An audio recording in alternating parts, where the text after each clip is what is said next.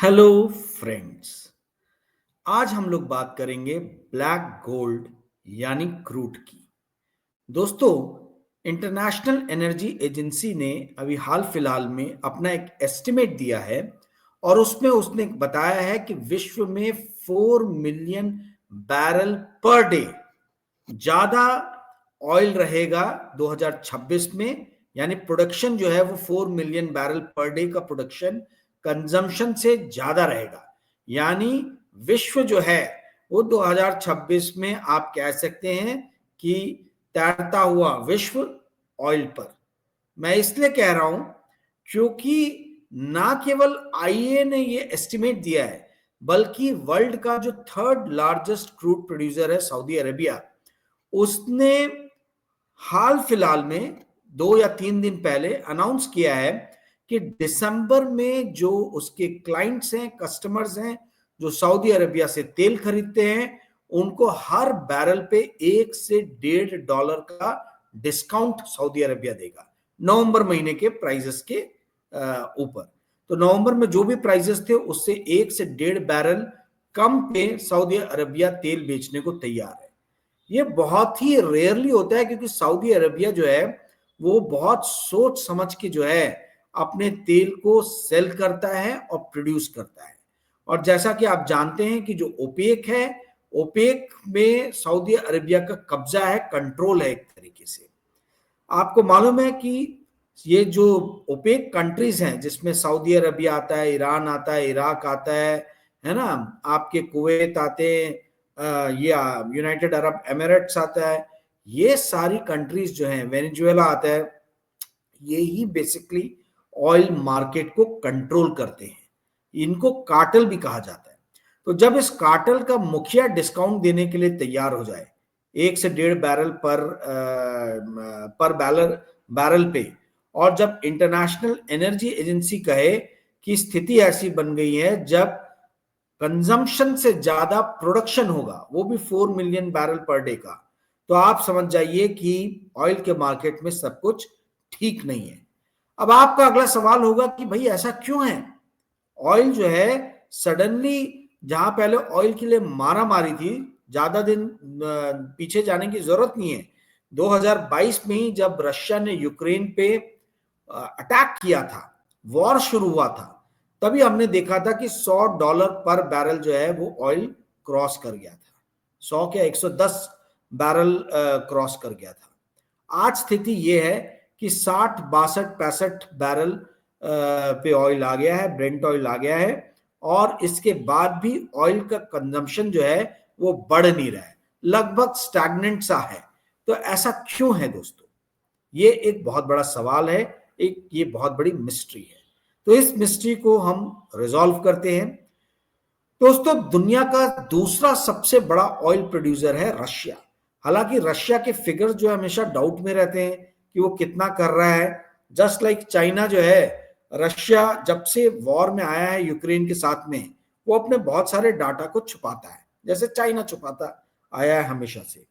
तो रशिया जो है, वो रशिया का ऐसा माना जाता है कि रशिया आज की डेट में 10.5 मिलियन बैरल पर डे के हिसाब से ऑयल जो है वो प्रोड्यूस कर रहा है। इस 10.5 मिलियन बैरल पर डे में लगभग 4.75 मिलियन बैरल पर डे से लेके 5 मिलियन बैरल पर डे, यानी लगभग आप समझ लीजिए कि आधे से थोड़ा कम, 47-48% जो रशिया ऑयल प्रोड्यूस करता है उसको वो एक्सपोर्ट करता है।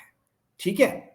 अब बात यह हो गई है कि जब से यूक्रेन और रशिया का वॉर शुरू हुआ है और वेस्टर्न यूरोपियन नेशंस और अमेरिका ने रशिया पे सैंक्शंस लगाए हैं, तब से रशिया चोरी छिपे जो है वो ऑयल डिस्काउंट में बेच रहा है।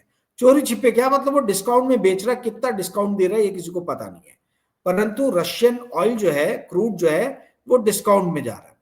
अब ये जो मैंने आपको बताया 4.76 मिलियन बैरल पर डे जो ये सेल करता है, इसमें अकेले चाइना जो है वो 2.2 मिलियन बैरल पर डे खरीदता है, और India 1.8 million barrel per day खरीदता है। यानी लगभग 4.5 मिलियन बैरल पर डे में से 4 मिलियन बैरल पर डे जो है सिर्फ चाइना और इंडिया ही रशिया से बाय करते हैं। और ये डिस्काउंटेड रेट में बाय कर रहे हैं। ये जब रशिया से बाय नहीं करते थे तब गल्फ नेशंस जो थे, ये सऊदी अरेबिया हो गया, यूएई हो गया, इनसे, इराक हो गया, ईरान हो गया, इनसे बहुत भारी मात्रा में ऑयल परचेस करते थे। ईरान से तो अभी भी चाइना खुले में तेल बाय कर रहा है, परचेस कर रहा है, अंगूठा दिखा रहा है वो अमेरिका को कि जो उखाड़ सकते हो उखाड़ लो, मैं जो कर रहा हूं वो कर रहा हूं।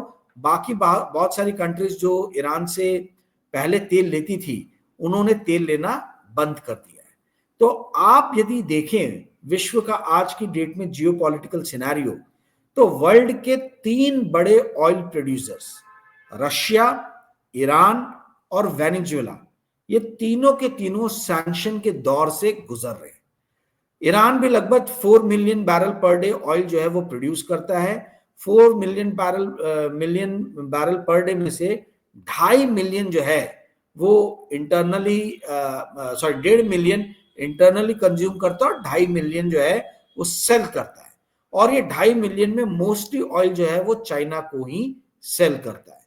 तो दोस्तों कहने का अर्थ ये है कि चाइना जो कि वर्ल्ड का, आप ये समझ लीजिए कि 15 to 16% टोटल ऑयल कंजम्पशन जो है वो चाइना के लिए करता है। वर्ल्ड में आज की डेट में 101 मिलियन बैरल पर डे का ऑयल कंजम्पशन है, उसमें लगभग 15 से 16 मिलियन बैरल पर डे जो है वो चाइना कंज्यूम करता है। चाइना अपने कंजम्पशन का 65% इंपोर्ट करता है, सिर्फ 35% ही ऑयल जो है वो चाइना प्रोड्यूस कर पाता है। इसी तरीके से इंडिया, जो अगेन वर्ल्ड का बहुत बड़ा ऑयल कंज्यूमिंग कंट्री है, हम लोग 4.5 million barrel per day consume करते हैं। 4.5 मिलियन बैरल पर डे में से इंडिया 88% ऑयल जो है वो इंपोर्ट करता है, यानी हमारे रिक्वायरमेंट का हम 88% जो है वो ऑयल इंपोर्ट कर रहे हैं, जो आता है लगभग 4 मिलियन बैरल पर डे के हिसाब से। तो जो हम इंडिया और चाइना जो सबसे हैवी कंज्यूमर हैं ऑयल के, ये ऑयल डिस्काउंटेड रेट में वेनेजुएला, ईरान, रशिया, इन कंट्रीज से बाय कर रहे हैं। और चूंकि डिस्काउंटेड रेट में मिल रहा है, तो बाकी सारी कंट्रीज जो हैं, जो ऑयल प्रोड्यूसर्स हैं, वो विवश हो गई हैं कि वो भी अपने रेट्स को कम करें।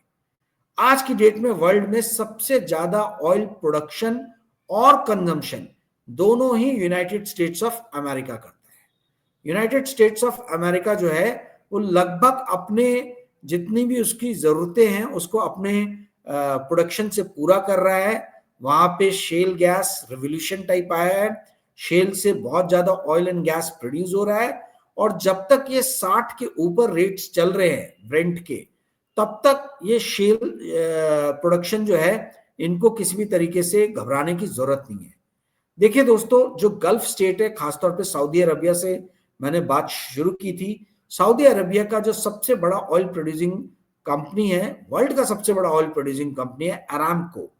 अरामको जो है उसका कॉस्ट ऑफ प्रोडक्शन $5 या $6 पर बैरल है। तो अरामको तो बड़े मजे से अभी भी प्रॉफिट में है। रशिया का भी जो ऑयल प्रोडक्शन जो है वो 15 से 16 डॉलर पर बैरल आ रहा है, जो ये साइबेरिया से निकालता है, ठीक है, कैस्पियन सी से जहां निकालता है। तो ये जो उसके जो ऑयल के भंडार हैं, ये भी कोई बहुत ज्यादा हाई कॉस्टली नहीं है। 15-20 डॉलर पर बैरल भी ऑयल रहा तो भी ये ब्रेक इवन पे चलते रहेंगे। परंतु जो दूसरी कंट्रीज हैं, जैसे वेनेजुएला हो गया, ब्राजील हो गया, मेक्सिको हो गया, ये कंट्रीज के लिए बड़ी समस्या है। तो चूंकि चाइना और इंडिया ऑयल डिस्काउंट में रशिया से ले रहे हैं, ईरान से ले रहे हैं, आपके वेनेजुएला से ले रहे हैं, इसलिए थक हार के इन कंट्रीज को भी अपने प्राइसेस कम करने पड़ रहे हैं। इससे अब हो क्या रहा है? इससे ये हो रहा है कि जैसे मैंने आपको बताया, वेनेजुएला जैसी कंट्री, वेनेजुएला की स्थिति खराब है, हालत खराब है। वेनेजुएला की करेंसी जो है वो लगभग 400% डिप्रिशिएट हो गई है। 400%, एक साल 1.5 साल के अंदर में 400% वेनेजुएला की करेंसी डिप्रिशिएट हुई है। इन्फ्लेशन जो है वो भी वहां पे 400% के आसपास में है। तो कंट्री की बहुत बुरी स्थिति है, क्योंकि कंट्री का मेन जो स्रोत था कमाने का वो था ऑयल, और ऑयल के प्राइसेस नीचे हैं, तो वेनेजुएला को बहुत भयानक नुकसान हो रहा है। इसी तरीके से ईरान देखिए, ईरान की भी स्थिति बड़ी बहुत ही ज्यादा बुरी है। पूरी तरीके से चाइना के ऊपर में ईरान डिपेंडेंट है। ईरान की भी करेंसी बहुत ज्यादा डेप्रिशिएट हुई है, इन्फ्लेशन बहुत ज्यादा हाई है वहां पे। वो तो चाइना का कह लीजिए कि उपलब्धि या उसका भला मानस है चाइना का, कि उसने ईरान को किसी भी तरीके से सस्टेन करके सर्वाइव करके रखा है। और यही हालत रशिया की भी दिन पे दिन होती जा रही है। दोस्तों जस्ट आपको एक एग्जांपल देता हूं मैं। एक किताब है व्हील्स ऑफ फॉर्च्यून, मैं कभी निकाल के दिखाऊंगा अभी, या शायद ये पीछे लाइब्रेरी में होगी वो। व्हील्स ऑफ फॉर्च्यून किताब के हिसाब से जो है वो रशिया जो है 2001 में रशिया को ऑयल एंड गैस से 20% रेवेन्यू मिलता था। यानी रशियन गवर्नमेंट का जो टोटल टैक्स रेवेन्यू था उसका 20% ऑयल और गैस के एक्सपोर्ट से आता था। 2001 से जब 2007 जब कमोडिटी का एकदम पीक साइकिल था, सुपर साइकिल था, आप याद कीजिए 2007 में जब क्रूड ने अपना ऑल टाइम हाई बनाया था, $150 पर बैरल क्रॉस किया था क्रूड के प्राइस ने। उस टाइम में रशिया का लगभग 37% रेवेन्यू जो है वो ऑयल एंड गैस से आता था। परंतु जब रशिया ने यूक्रेन पे अटैक किया उस साल के आखिरी में यानी 2022 में रशिया का 42% रेवेन्यू ऑयल एंड गैस से आ रहा है। रशिया का उस साल में जो टोटल टैक्स कलेक्शन था वो था $407 बिलियन डॉलर्स। $407 बिलियन में $107 बिलियन जो है वो रशिया ने क्रूड और यानी ऑयल और गैस को एक्सपोर्ट करके कमाया था। तो 2001 में 21% रशियन गवर्नमेंट का revenue, 20-21% revenue oil and gas से आता था, आज 42% आ रहा है। तो किसी भी हाल में रशिया जो है वो अपने ऑयल और गैस के रेवेन्यू को छोड़ नहीं सकता है। अपने मार्केट को बनाए रखने के लिए वो प्राइसेस को कम कर देगा, परंतु वो किसी भी हाल से अपना ऑयल एंड गैस जो है वो इंटरनेशनल मार्केट में सेल करता रहेगा, क्योंकि वही उसका मेन ब्रेड एंड बटर है, वहीं से उसको रेवेन्यू आता है। वैसे भी रशियन इकोनॉमी जो है ये एक मिनरल इकोनॉमी है। आप बोलोगे मैं ऐसा क्यों बोल रहा हूं कि ये एक मिनरल इकोनॉमी है? दोस्तों 6% वर्ल्ड का टोटल अल्युमिनियम जो आता है वो रशिया से आता है। 11% निकल जो है वो रशिया से आता है। 14% प्लैटिनम रशिया से आता है। 40% पैलेडियम जो अगेन एक प्रीशियस मेटल है वो रशिया एक्सपोर्ट करता है ग्लोबल मार्केट को। तो आप जितने भी देख लें, चाहे एल्युमिनियम हो, चाहे निकल हो, चाहे पैलेडियम हो, चाहे प्लैटिनम हो, ऐसी बहुत सारे रेयर अर्थ मेटल्स भी हैं जिसमें रशिया बहुत बड़ा प्रोड्यूसर है। यहां तक कि गोल्ड का भी बहुत बड़ा प्रोड्यूसर है रशिया। तो रशिया जो है इसकी इकोनॉमी मेनली मिनरल पे चल रही थी, मेटल इकोनॉमी है, मिनरल इकोनॉमी है। तो जब तक ये वॉर चलेगा, जब तक वेस्टर्न कंट्रीज खासतौर पे अमेरिका सैंक्शन लगा के रखेगा रशिया पे, ईरान पे, वेनेजुएला पे, तब तक हम देखेंगे कि क्रूड के ऑयल प्राइसेस काफी हाई हमको नजर आएंगे, काफी कम हमको नजर आएंगे इंटरनेशनल मार्केट में, क्योंकि सैंक्शन से बचने के लिए ये डिस्काउंट में अपने क्रूड को बेचेंगे। और इंडिया और चाइना जैसी कंट्री जो कि पूरी तरीके से क्रूड के इंपोर्ट पे डिपेंडेंट है, ये डिस्काउंटेड रेट मिलने पे इनसे ही खरीदेगी। जब इन सैंक्शन लगी हुई कंट्रीज से चाइना और इंडिया इंपोर्ट करेगा ऑयल, तो जो अमेरिका के समर्थक राष्ट्र है, जो अमेरिका के धुरी में जो राष्ट्र हैं, जैसे इराक हो गया, सऊदी अरेबिया हो गया, मेक्सिको हो गया, इनके लिए अब समस्याएं बढ़ गई हैं। समस्याएं इसलिए बढ़ गई हैं इनके लिए क्योंकि इनको अब कंपीट करना पड़ रहा है, इनको अपने प्राइसेस नीचे लेके आने पड़ रहे हैं। ये सारी चीजों से दोस्तों जियोपॉलिटिकल बहुत बड़ा इंपैक्ट जो है वो आने वाले दिनों में हमको देखने को मिल सकता है। ग्लोबल पॉलिटिक्स जो है, जियो पॉलिटिक्स जो है, इसमें भी काफी फेरबदल आप आने वाले दिनों में देख सकते हैं।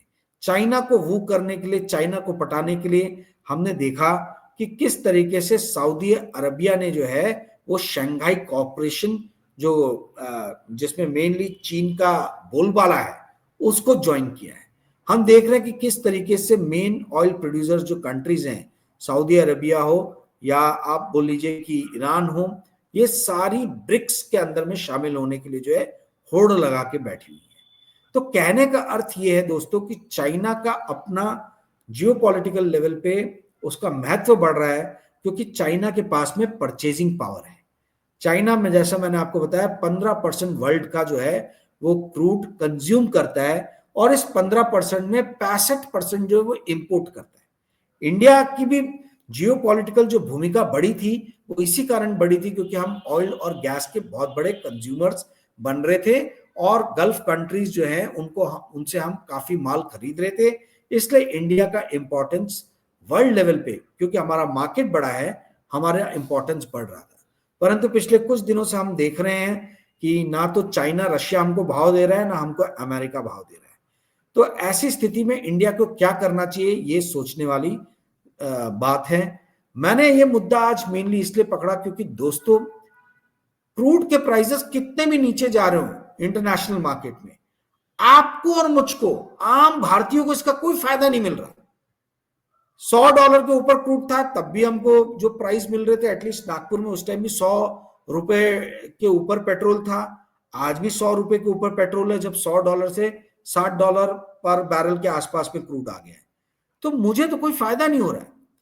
मैं इस सरकार को एक फ्री, फुकट में बोला जाए, दिया मतलब एक सलाह दे देता हूं, क्योंकि मैं देख रहा हूं कि ये सरकार जो है बहुत परेशान है कि भारत में कंजम्पशन डाउन हो रहा है, और इस कंजम्पशन को रिवाइव करने के लिए मैं देख रहा हूं कि मोदी सरकार जीएसटी कभी कम कर रही है, कभी इनकम टैक्स का एग्जम्पशन लिमिट बढ़ा रही है, परंतु एक रामबाण इनके पास है जो अभी तक इन्होंने चला नहीं है, और वो ये है कि ये क्रूड के प्राइसेस जो इंटरनेशनल मार्केट में कम हुए हैं, उसका फायदा आम भारतीय नागरिकों को दे।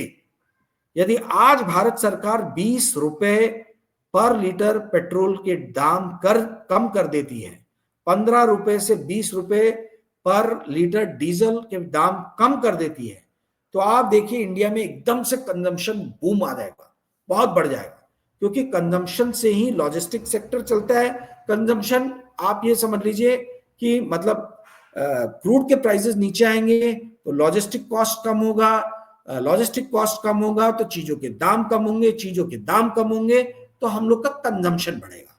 तो कंजम्पशन बढ़ाना है तो आपको एग्जम्पशन लिमिट और जीएसटी के बाद जो एक बड़ा स्टेप इस सरकार को लेना चाहिए, मैं अपनी तरफ से फ्री सलाह दे रहा हूं कि आप क्रूड के प्राइसेस, कम होते हुए क्रूड के प्राइसेस जो इंटरनेशनल मार्केट में है, उसका फायदा आम भारतीयों को दीजिए, और आप 15 से ₹20, ये 1-2 रुपए से काम नहीं चलेगा, 15 से ₹20 पर लीटर आप एकदम से प्राइसेस गिराइए, और फिर उसके बाद देखिए कि इंडियन इकोनॉमी कैसे रॉकेट सिंग हो जाती है। दोस्तों, क्रूड के प्राइसेस जब कम होते हैं तो जो ऑयल प्रोड्यूसिंग कंट्रीज हैं उनकी तो हालत खराब हो जाती है, बट भारत जैसी कंट्रीज के बल्ले बल्ले हो जाते हैं। परंतु भारत और चाइना या जापान जैसी कंट्रीज जो ऑयल इंपोर्ट करती है, उनके जो बल्ले बल्ले होते हैं, मजे होते हैं, उसके साथ ही बहुत सारी ऑयल प्रोड्यूसिंग कंपनीज जिनकी बैलेंस शीट स्ट्रांग है,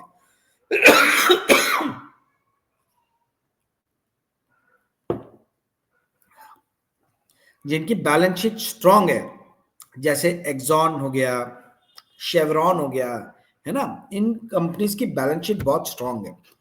तो ये कंपनीज क्या करती हैं, जो कंपनीज के ऊपर में बहुत ज्यादा डेट है, जिनके ऊपर में बहुत ज्यादा जो है वो इंटरेस्ट पेमेंट का भार है, उन कंपनीज को खरीदना शुरू करती है।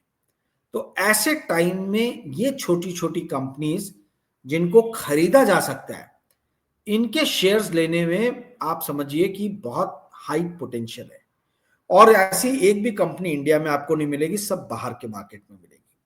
तो दोस्तों, इस तरीके के कुछ मजेदार स्टॉक्स जानने के लिए और बढ़िया स्टॉक्स क्या हैं, किस कौन से सेक्टर्स हैं जिसमें बहुत ज़्यादा पोटेंशियल दिख रहा है मुझे, ये बताने के लिए मैं एक पेड वीडियो लेके आ रहा हूँ 16 नवंबर को।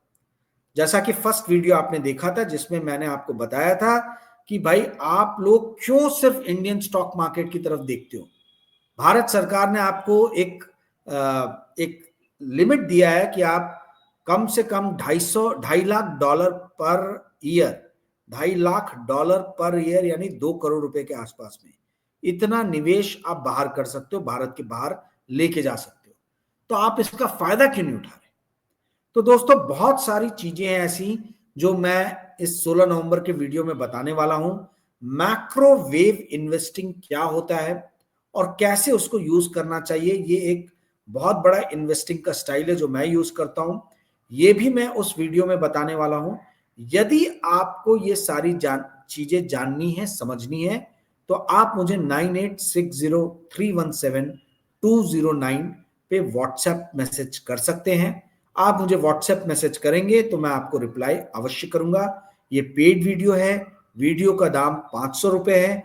यदि आप 500 रुपए देके वीडियो देखना चाहते हैं तभी संपर्क करें, अन्यथा ना करें। दोस्तों मुझे उम्मीद है कि आज का वीडियो आपको पसंद आया होगा। काफी सारे डाटा पॉइंट्स मैंने आज के वीडियो में आपको बताए हैं। यदि आज का वीडियो पसंद आया होगा तो इस वीडियो को लाइक और शेयर कीजिएगा और अपने दोस्तों को ये चैनल सब्सक्राइब करने के लिए कहिएगा। Thank you friends, bye, good night.